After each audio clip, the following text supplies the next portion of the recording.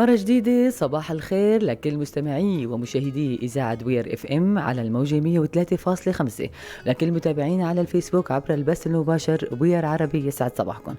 وصلنا لفقرتنا الحوارية أعزائي مستمعينا ومشاهدينا، يلي راح نحكي فيها اليوم عن موضوع أزمة الخبز.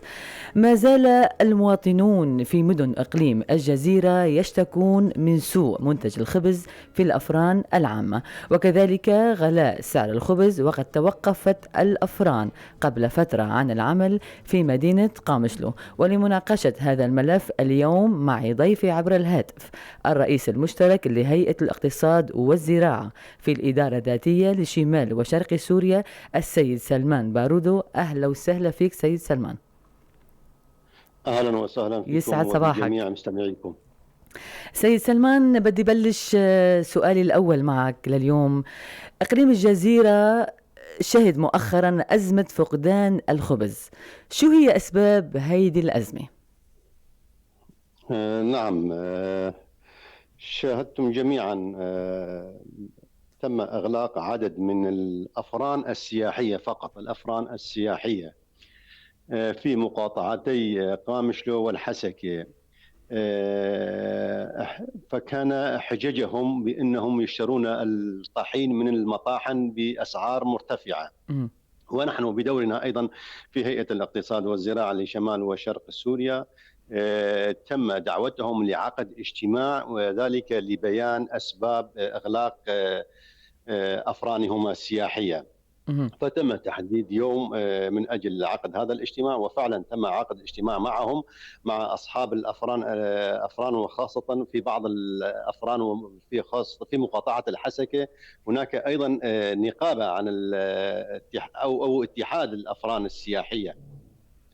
فتم الاجتماع معه، ومن خلال هذا الاجتماع المناقشات التي تمت والتي دارت بيننا، فكان جميع حججهم تدور حول أسعار الطحين، سعر الطحين الزيرو، بأنهم يشترون من المطاحن بأسعار مرتفعة وبسعر يفوق 40 ألف للكيس الواحد، من 40 إلى 43 ألف للكيس الواحد.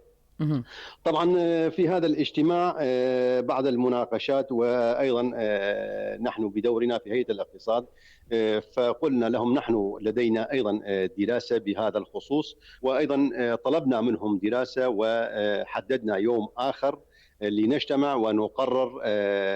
حتى في هذا الاجتماع أيضا تم تأكيد لهم بأن السعر الربطة والوزن الربطة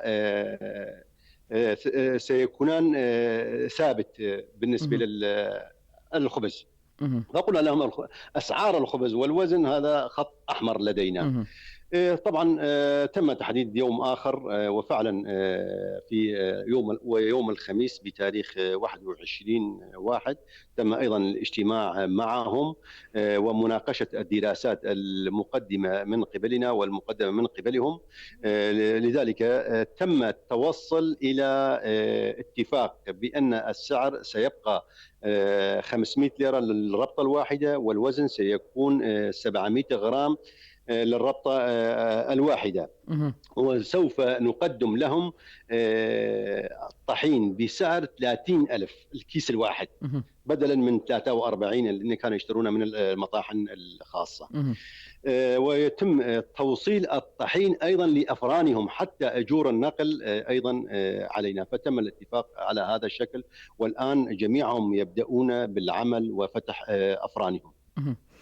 أستاذ سلمان، كيف تم حل المواضيع العالقة بينكم وبين أصحاب الأفران السياحية؟ وما هي القرارات التي صدرت عن اجتماعاتكم التي جرت قبل فترة؟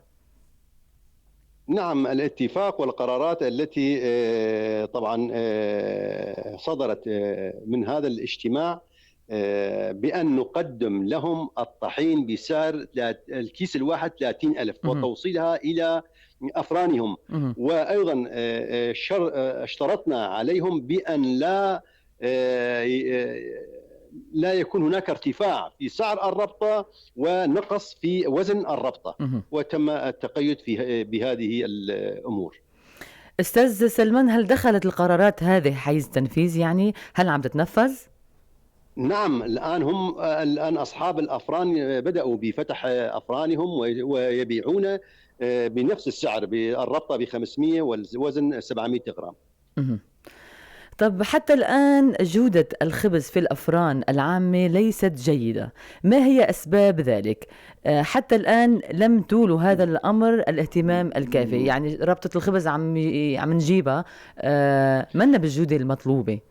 نعم، بالنسبة للأفران العامة والأفران التموينية، هذه الأفران نحن ندعم هذه الأفران بالطحين والمحروقات والكوادر، خاصة الأفران الآلية، فرن الشرقي، مهم. فرن الصناعة، وفرن الحسكة، وفي أيضا عدة مناطق من الأفران الآلية وأيضا الأفران التموينية سيتم دعمهم من قبلنا. مهم. يعني عم والآن تهتموا بهذا الموضوع؟ هناك لجان من أجل صيانة بعض الخطوط وتزويد الخطوط تزويد الأفران بالخطوط من مهم. أجل حل الأزمة وتحسين جودة الخبز. مهم. أستاذ سلمان، بيع رغيف الخبز التي تنتجه الأفران الحجرية، الخبز السميك يعني، في المنطقة 300 ليرة سورية للرغيف الواحد، هل هالتسعيرة موضوعة من قبلكم؟ يعني هل هالتسعيرة أنتم اللي حددتوها؟ بالنسبة للأفران الحجرية، الرغيف الواحد يبيعونه ب 200 ليرة سورية وليس مم. ب 300. مم. وهناك أيضا لجان التموين تراقب هذه الأفران يوميا. مم. عم تراقب، بس هن عم يبيعوها ب 300 ليرة. والله إذا واحد يخالف هذا يخالف بغياب التموين، هذا أيضا على المواطن أيضا يشتكي على صاحب الفرن مم. ويقدم شكوى وسيعاقب مم. الذي لا يلتزم بقرارات التموين وبأسعار التموين. أستاذ سلمان، هنا أود السؤال: ما دوركم في تحديد أسعار أنواع الخبز؟ وهل هناك رقابة من قبلكم على الأفران، يعني على كل الأفران؟ نعم، بالنسبة رقابة التموينية تراقب جميع الأفران التموينية وأيضا الأفران السياحية، مهم. وحتى بعض المحلات التي تبيع الخبز مهم. يتم مراقبتهم من قبل لجان التموين. وتعلمون جيدا هناك أيضا اتفاق بيننا وبين حتى الأفران السياحية والأفران الحجرية وأيضا الأفران الآلية، هناك أسعار محددة من قبلنا. مهم. الطحين المباع في السوق السوداء يباع بسعر باهظ الثمن، وهذا يجعل أصحاب الأفران يبيعون الخبز بثمن عالي، يعني لما هن يشتروا بثمن كتير عالي، بسعر كتير غالي، يعني أكيد بدهم يبيعوا بسعر كمان كتير غالي. فما دوركم في التخفيف من الاحتكار في السوق السوداء؟ نعم، بالنسبة للأفران السياحية، عندما تم إغلاق أفرانهم من قبلهم، هذا كان احتجاج على رفع سعر الكيس الواحد، كيس الطحين الواحد الزيرو، مهم. بحجة التحكم بالأسعار من قبل أصحاب المطاحن ومن قبل تجار السوق. مهم. لهذا السبب تم إعطاء الأفران السياحية الكيس الواحد ب30,000 من أجل التخلص من الاحتكار وسماسرة وتجار السوق السوداء. مهم. كذلك في ناس كتير عم يشكوا من قلة حصتهم من الطحين المقدم من قبلكم، يعني هن بيكونوا طلبوا شيء انتم بتقدموا لهم شيء تاني، نعم، وانه مطالبتهم نعم، بالزياده بتلقى الرفض، كل يعني هن لما عم يطلبوا طحين زياده انتم ما عم تقبلوا. كيف يتم نعم تحديد حصة كل الأفران من الطحين؟ نعم، بالنسبة للأفران وحصصهم، لكل فرن المتعاقد مع هيئة الاقتصاد ومع إدارة الأفران، هناك طاقة لكل فرن، طاقة إنتاجية، وفق الطاقة الإنتاجية سيتم تمويلهم بالطحين اللازم. مهم. بس هن إذا طلبوا كمية زيادة ما عم تعطوهم إياها؟ لا، حسب الطاقة، كمية زيادة راح يبيعوه أها. وينباع، تعرفون يعني تحت مهم. كمية زيادة حسب طاقة الإنتاجية للفرن. مهم. أستاذ سلمان، في شكوى أخرى من أصحاب الأفران بتقول أن هناك تحكم في السوق السوداء بأسعار قطع التبديل والخميرة، وهناك آلية أيضا من قبلكم لحل هذه المشكلة. هل هناك يعني آلية من قبلكم أنه تحلوا هذه المشكلة كمان؟ أنه كتير في شكاوى نعم، عن هذا الموضوع. بالنسبة للمواد الداخلة في مادة الخبز، لدينا الخميرة بأسعار ثابتة. مم. نزود الأفران الذين يريدون شراء الخميرة. لدينا صالات استهلاكية ومراكز استهلاكية في كافة المناطق يستطيعون بأسعار منافسة لأسعار السوق السوداء. وأيضا الأكياس، أكياس النايلون، مم. لدينا معمل أكياس. أصحاب الأفران يستطيعون، وهذا ايضا قلنا لهم في الاجتماع الذي عقدنا معهم ان مم. لدينا خميره واكياس والملح وايضا السكر باسعار منافسه للسوق. أستاذ سلمان، هل الحل الأخير بتقليل عدد أرغفة الخبز وبسعر 500 ليرة برأيكم يلائم الوضع الاقتصادي للسكان في المنطقة؟ يعني في ناس كتير بيعتبروه غالي. 500 ليرة بالنسبة لكتير ناس بيعتبر غالي. شو رأيك بالموضوع؟ بالنسبة ل 500 ليرة، بعد أن تم الدراسة مع أصحاب الأفران والتكلفة للطن الواحد، تم التوصل إلى هذا السعر. وسعر أتوقع سعر مقبول، 500 ليرة والوزن يكون 700، مقبول يعني للمواطن وأيضا لأصحاب الأفران أيضا. ما سبب سوء مادة الطحين المقدمة للأفران العامة والذي يؤثر على جودة الخبز؟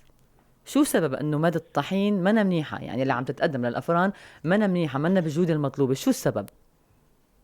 نعم، هناك بعض المطاحن بالنسبة للآلات أصبحت قديمة، وعدم توفر القطع المناسبة والحديثة، هذا يؤثر بدوره على جودة الطحين وتحسينه. ما هي نوعية القمح المقدمة للمطاحن، وما هي آلية طحنه، وهل هناك رقابة على ذلك؟ المطاحن أيضا لدينا نحن في الإدارة الذاتية، لدينا مطاحن في كافة المناطق. والآن الطاقة الإنتاجية لمطاحننا لا تكفي لتمويل الأفران السياحية، ونحن بدورنا أيضا تم استئجار مطحنة من أجل طحن القمح وإعطائها لأصحاب الأفران السياحية. أستاذ سلمان، سؤال تاني: كم يبلغ عدد الأفران التي تخدم المنطقة والتي تكون نصف آلية وحجرية غالبا ومعظمها تابعة للأهالي؟ نعم، بالنسبة للأفران السياحية التي في مقاطعتي قامشلو والحسكة، حوالي 20 فرن سياحي، عدا مهم. الأفران الحجرية والأفران الآلية والتموينية. هل برأيكم وجود فرنين آليين في المنطقة يكفي لسد حاجة السكان؟ يعني مش قليل يكون في بس فرنين نعم، آليين فقط؟ صح. قليل بالنسبة للسكان المنطقة مهم. والتوسع السكاني وطلب الناس لهذين الفرنين، وخاصة بأسعار رمزية. مهم. ونحن أيضا الآن نعمل على تزويد أو زيادة خط في الفرن الشرقي من مهم. أجل التخلص من الأزمة الحالية. هل هناك رقابة صحية من قبلكم على العاملين في الأفران، وأيضا على قواعد النظافة في الأفران؟ يعني هل عم تهتموا بهذا الموضوع؟ العمال كيف عم يشتغلوا، كيف عم بتكون النظافة الآلية، كيف عم بتكون؟ هل عم تهتموا بهذا الموضوع أستاذ سلمان؟ نعم، هناك هذه مهمة اللجان. مهمة اللجان، هناك اللجان تشرف على كافة الأفران وخاصة الأفران الآلية. مم. هل هناك أي وعود قادمة بإنشاء أفران جديدة في الجزيرة ضمن مشاريع هيئة الاقتصاد والزراعة لعام 2021؟ يعني هل في هيك مشروع؟ نعم، نعم، ضمن مشاريع هيئة الاقتصاد والزراعة في الجزيرة لدينا إنشاء 6 أفران سياحية سيتم دعمهم بالطحين والمحروقات وكافة اللوازم، وأيضا معمل للخميرة أيضا في الجزيرة. أستاذ سلمان، بدي كلمة أخيرة منك. تفضل. كلمة أخيرة منك، نحن بدنا كلمة أخيرة تفضل. منك بهذا الموضوع. نعم، نحن في هيئة الاقتصاد والزراعة تعلمون جيدا الآن نحن بصدد إنشاء 6 أفران، وأيضا معمل للخميرة ومعمل للزيوت النباتية، وأيضا مخبر مركزي في الجزيرة. ونحن نطلب من جميع مواطنينا التعاون مع إدارة الأفران ومع هيئة الاقتصاد والزراعة من أجل خدمة مواطنينا وخدمة أهلنا وشعبنا في الجزيرة، رغم مرورنا في بأزمة أو باقتصاد حرب من قبل، خاصة من قبل الأتراك ومرتزقته. أستاذ سلمان بارودو، شكرا جزيلا لك لمداخلتك. شكرا لكم أيضا. أعزائي مستمعي ومشاهدي إذاعة بوير اف ام، وصلنا لختام فقرتنا الحوارية لليوم يلي كنا عم نحكي فيها عن موضوع الخبز في إقليم الجزيرة، وكان ضيفي عبر الهاتف الأستاذ سلمان بارودو الرئيس المشترك لهيئة الاقتصاد والزراعة في الإدارة الذاتية لشمال وشرق سوريا.